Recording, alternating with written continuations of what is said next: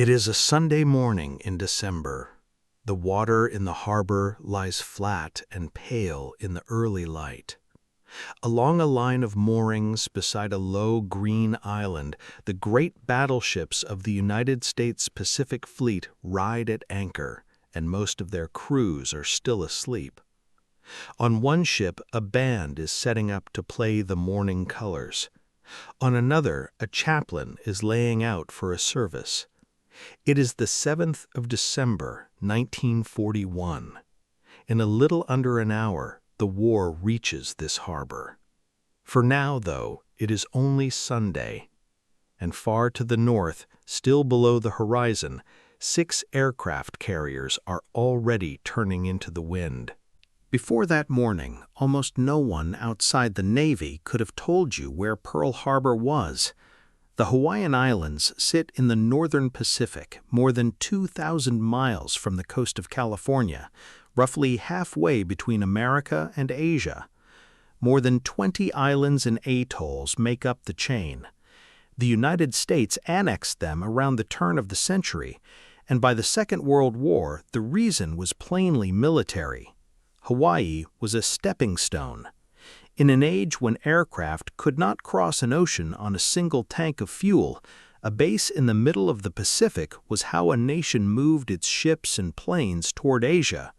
Whoever held Hawaii held the center of the ocean. The Japanese understood that as well as the Americans did. At the start of 1941, the commander of the combined fleet, Admiral Yamamoto Isoroku, put forward an idea most of his own officers thought was close to madness. A sudden strike against the American fleet at Hawaii, he argued, could cripple it in a single morning and buy Japan the time she needed to seize the resource-rich territories of the South before America could interfere. On paper, it looked impossible. More than 4,000 miles of open sea lay between Japan and the islands, and Oahu was not soft.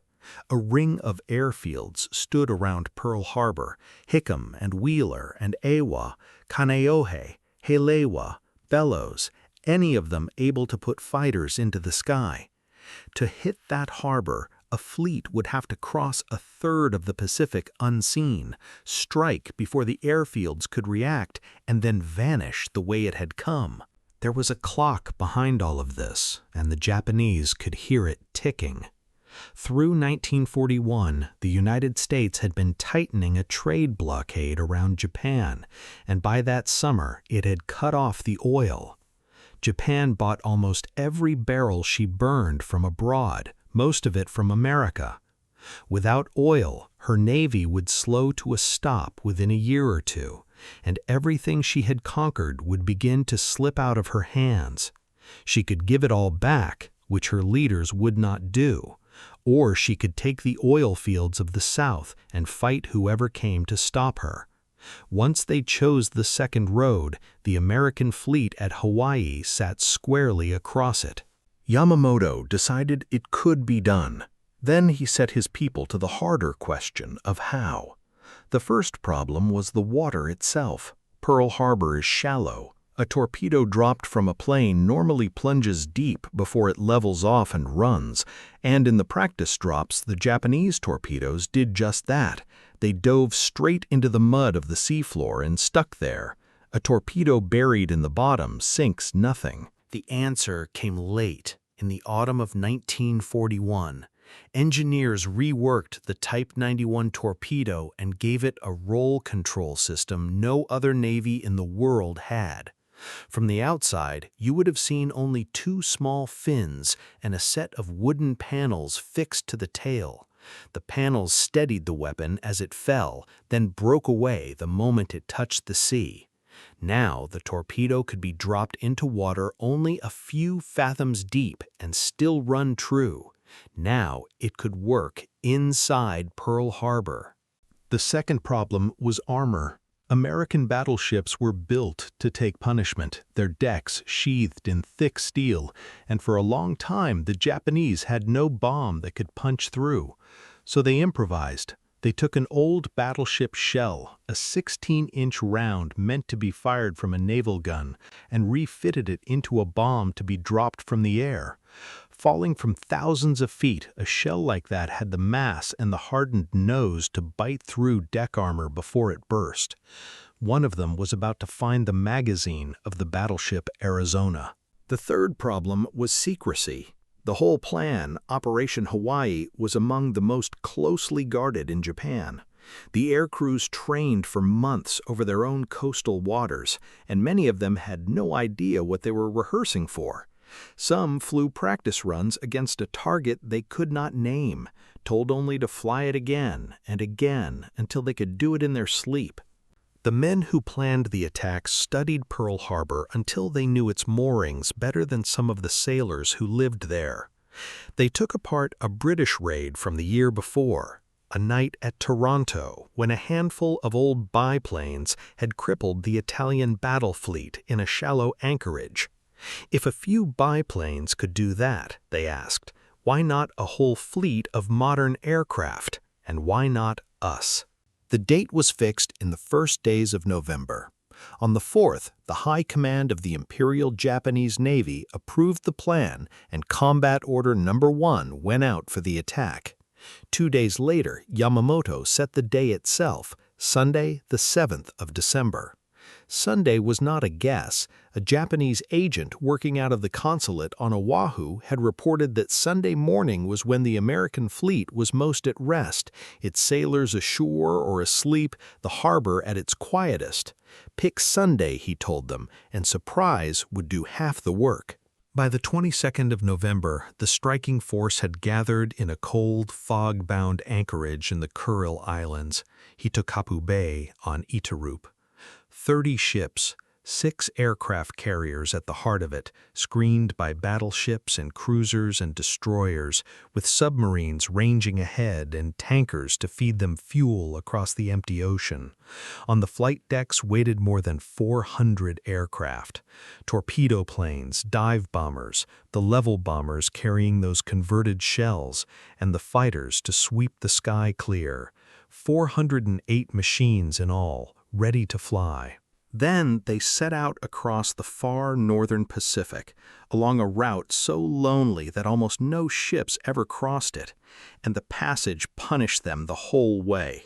The seas ran heavy, and the carriers pitched so hard that launching a plane would have been dangerous. Worse, they held a total radio blackout, nothing an American listening post might catch. Orders passed between ships by signal lamp and flag, the way fleets had talked to one another long before radio existed. Even feeding the fleet was a trial. Every few days, the warships had to draw fuel from the tankers, hoses strung between hulls that rose and fell on the swell, and in those seas the work was slow and dangerous. Men were washed off the decks and lost.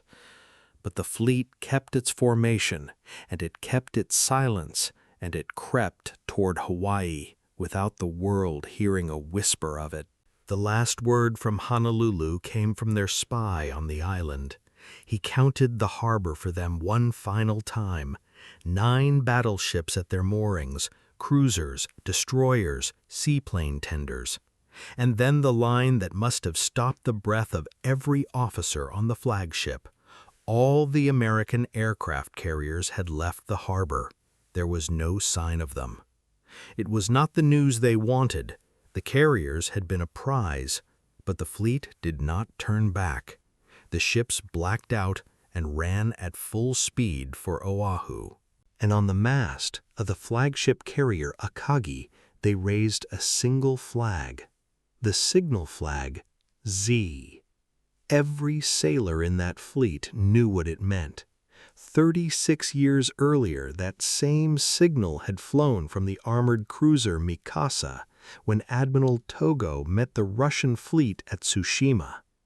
It stood for the order he gave his men before that battle began.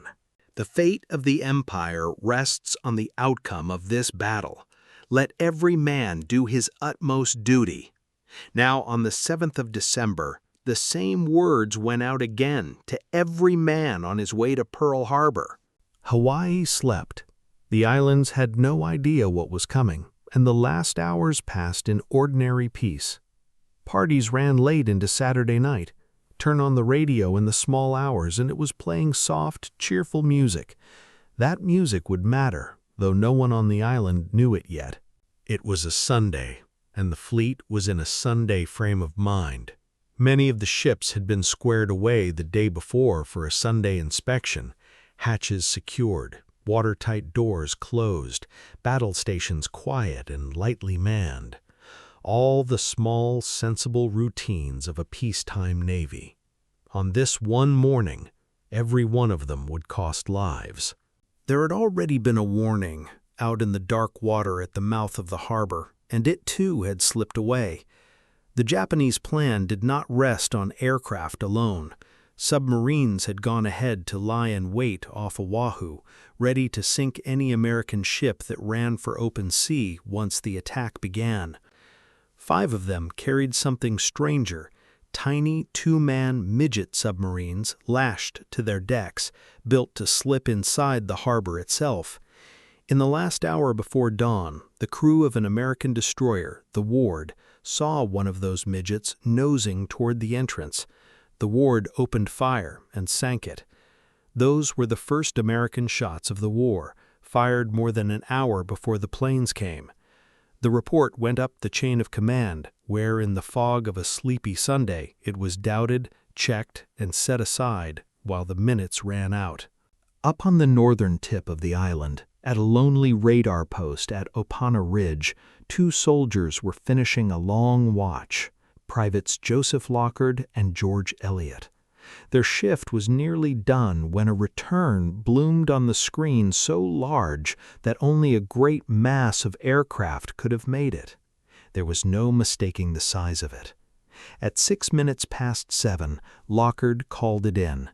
"This is Private Lockard. I believe a large flight of planes is approaching, slightly east of north of Oahu, at a distance of about 130 miles. The officer who took the call was a young lieutenant named Kermit Tyler, and now the soft music matters.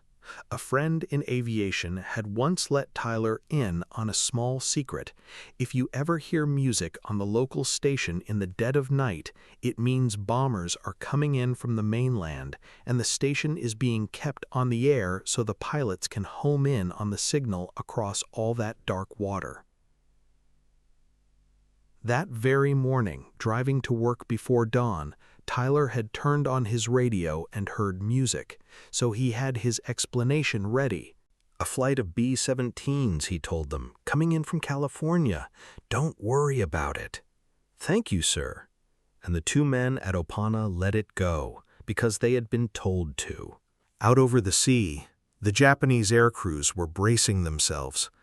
A good many believed this was their last flight. They did not think surprise on this scale was possible, and they expected to fly into a wall of alerted guns. Picture one of them, a pilot of 18 or 19, lifting off a heaving deck 200 miles from land and 3,000 miles from home, sure he is not coming back, and flying anyway. The plan they carried was exact. The torpedo planes and level bombers would go for the battleships lined up beside Ford Island. The dive bombers would hit the airfields at Hickam and Wheeler and Ford Island. The fighters would strafe Iwa and Kaneohe and hold the sky. At 5 minutes to 8, on the decks of the American ships, sailors were mustering to raise the flag for the morning.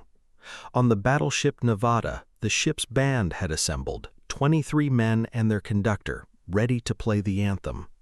At 2 minutes to 8, the conductor looked up and saw aircraft coming in low over the harbor. A moment later, the water along the line of ships shuddered with underwater blasts. The band played anyway. At 8 o'clock sharp, they struck up the national anthem, and they finished it. High above, the commander of the first wave, Mitsuo Fuchida, sent the signal back to Akagi that told the fleet it had worked. Tora, Tora, Tora, complete surprise. And with it, The Second World War had reached the Pacific. Minutes later, a message went out to every American ship and command in the Hawaiian area and on to Washington. It was short, and no one who heard it ever forgot it. Air raid on Pearl Harbor. This is not a drill. For the men on those ships, the war arrived all at once. An ensign aboard the Oklahoma, Adolph Mortensen, felt the first torpedo before he understood it. A deep, muffled blast far down in the hull, and the whole ship lifting straight up beneath his feet. My legs almost buckled, and I reached out my arms to keep from being thrown to the deck. I did not fall. And then I knew for sure that this was no drill. The day of infamy had arrived. The damage in those first minutes was enormous. Surprise is one of the oldest advantages in war, and the Japanese used it completely. No American had really believed a carrier fleet could cross that much ocean and throw its aircraft at Oahu. The idea had seemed fanciful, so the harbor was not ready. Along Ford Island, the battleships took the worst of it. The Oklahoma was hit by torpedo after torpedo, rolled over and capsized where she lay, trapping hundreds of men inside her overturned hull. The West Virginia settled into the mud beside her neighbors. And then there was the Arizona. One of those converted battleship shells came down through her deck and into the forward magazines. The blast tore her apart. She went down in minutes and took more than 1,000 of her officers and men with her. Most of them are still there today, inside the hull, beneath the water. It was over almost too fast to take in. A signalman on the Tennessee watched the ships around him die in front of his eyes. The Arizona rearing up and sinking. The West Virginia going down at her side. The Oklahoma rolling belly up in the water. Burning oil spread across the harbor and caught fire so that men who jumped clear of one death swam up into another. The air filled with smoke and the noise of engines and guns. At 10 minutes past 8, the commander of the Pacific Fleet, Admiral Husband Kimmel, reached his headquarters on the hill above the harbor. He had planned to play golf that morning. Instead, he stood at his window and watched his fleet destroyed in front of him, ship by ship. As he watched, a spent American anti-aircraft round came down, cracked through the glass, struck him, and left a smudge on the white of his uniform without doing him any real harm. He looked down at the mark, and it is said that he spoke quietly. "It would have been better had it killed me." But the harbor did not simply die. Out of the shock, the sailors began to fight back. "Man your battle stations" went echoing across the water, and the men who could reach their guns ran for them. Ammunition lockers locked for Sunday were broken open. Marines stood on the decks firing rifles at low-flying planes. On one ship, a chaplain worked beside a gun crew, passing up shells and calling out to steady them, "Praise the Lord and pass the ammunition." There are dozens of stories like that from the morning, and they are the ones worth holding on to. A sailor on the Maryland who'd been thrown in the brig the night before for fighting was let out when the alarm sounded and spent the attack hauling shells up ladder after ladder until he collapsed on the deck. And there was Doris Miller, a cook aboard the West Virginia, a young African-American sailor in a navy that gave men like him only the lowest jobs.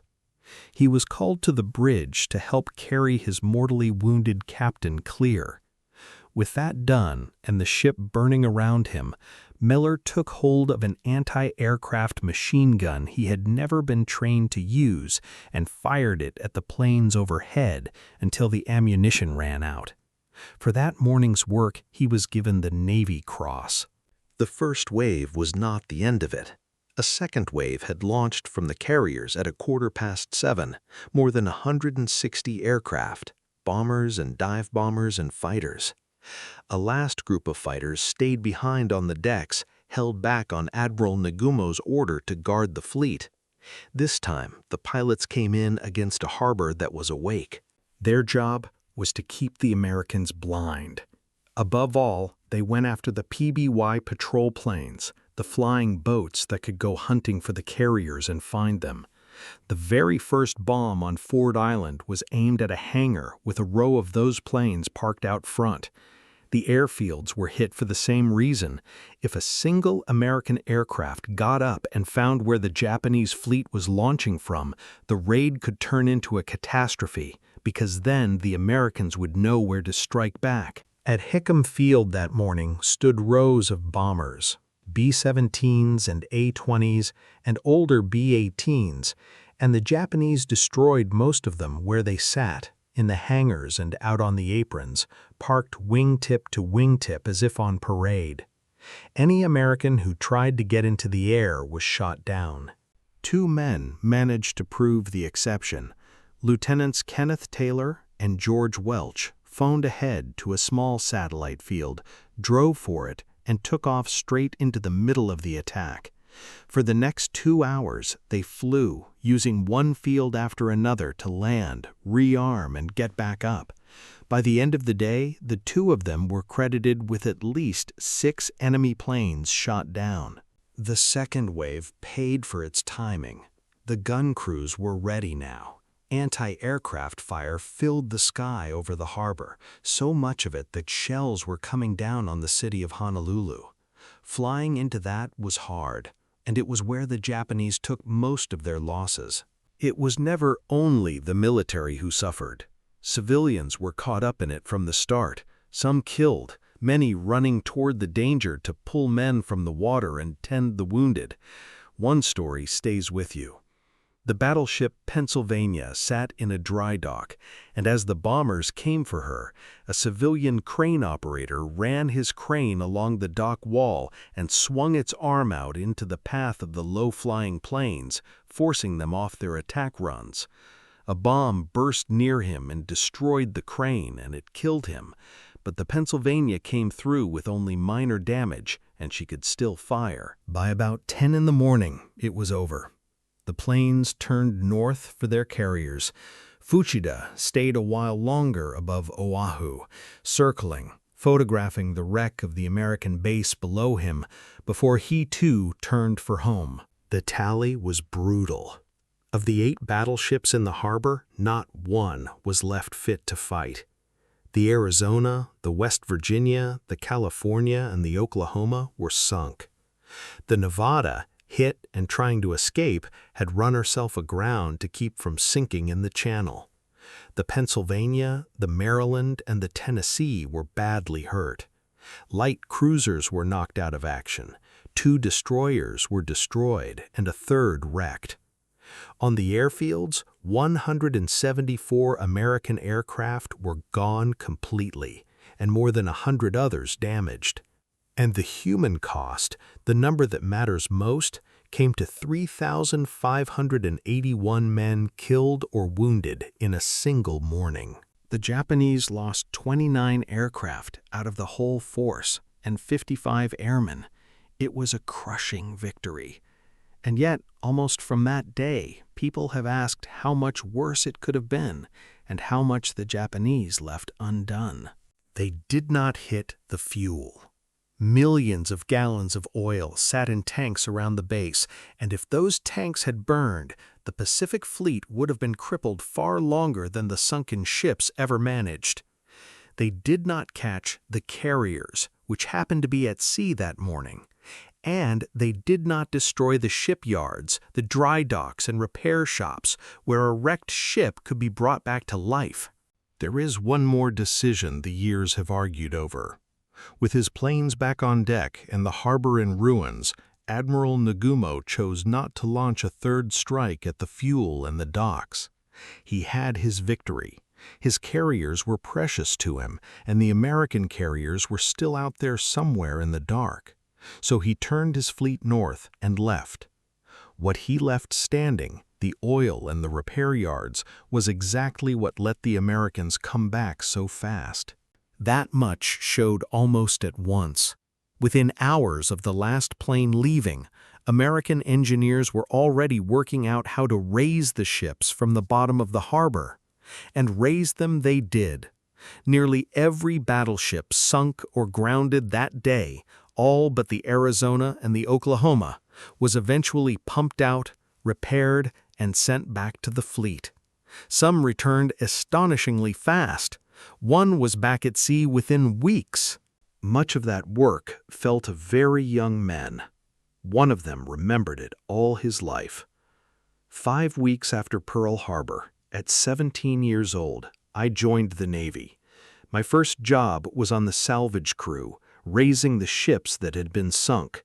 I worked 60 days without stopping, 10 and 12 hours a day, cleaning up, removing ammunition, standing by while they picked up the bodies.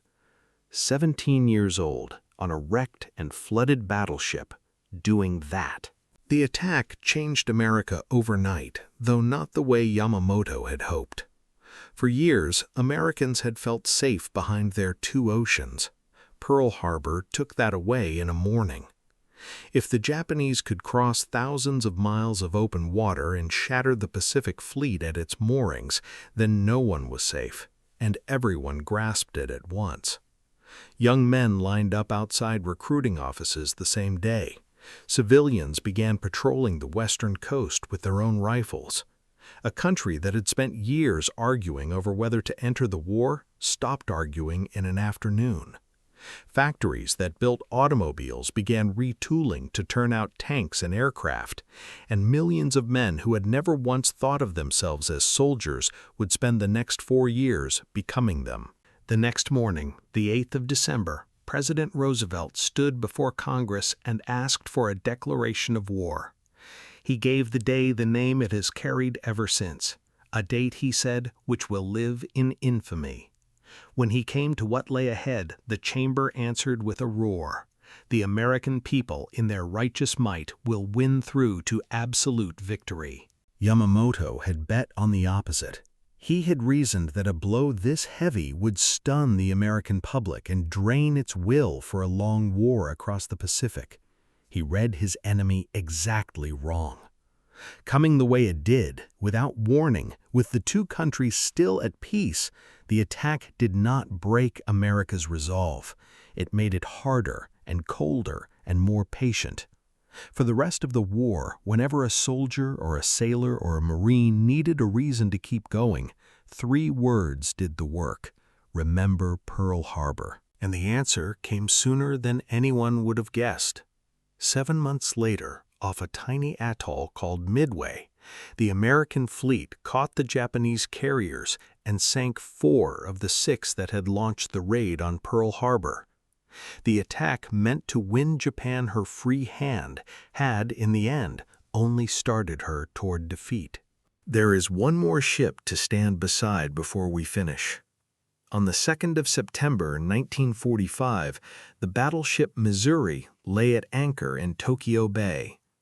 On her deck, at a plain table set beside one of her great gun turrets, Japan signed her unconditional surrender.